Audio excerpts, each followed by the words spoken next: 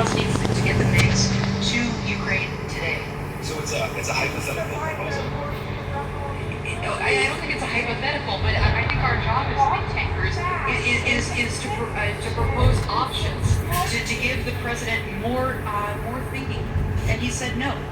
You've been talking about protecting humanitarian corridors, and yes, it is true that many of those have broken down. But yesterday we saw 5,000 people were evacuated from the city of Sumy through one of those corridors.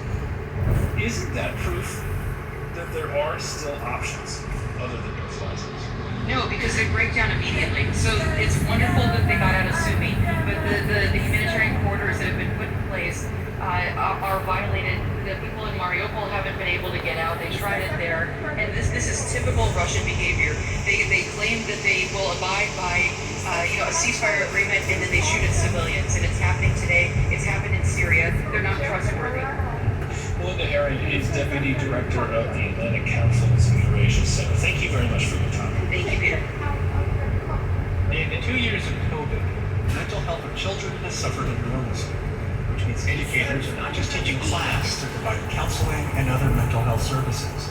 Amy Feireisel at North Country Public Radio reports on a small school in northern New York State that has created a special mental health team. And she warned me this story discusses suicide. Amy Fiedler-Moran is the principal of Sackett's Harbor Central, a K-12 school with about 500 students in rural New York. She's meeting with a small group of counselors and teachers who make up the school's mental health task force. I'm concerned about how traumatic that was for all those girls in that grade level. They just mentioned that to Sonny this morning. They're going through what they call the list, a shared document with names of about 70 kids they're worried about for academic, behavioral, or mental health reasons. Often it's all three. Counselor Kimmy Crane reports on a middle schooler who recently changed medication.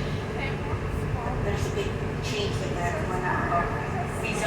So far he's very up and down, really happy in one class and then really bumped in another. The list is a pandemic-era invention. They were having trouble keeping track of all the kids they felt needed extra attention. Teacher Sonia Esposito says she considers this her most important meeting of the week. And we problem solve during that meeting. We figure out ways to best help the kids, and that has to be on a weekly basis too. It's always changing. She says that follow-up with students is crucial.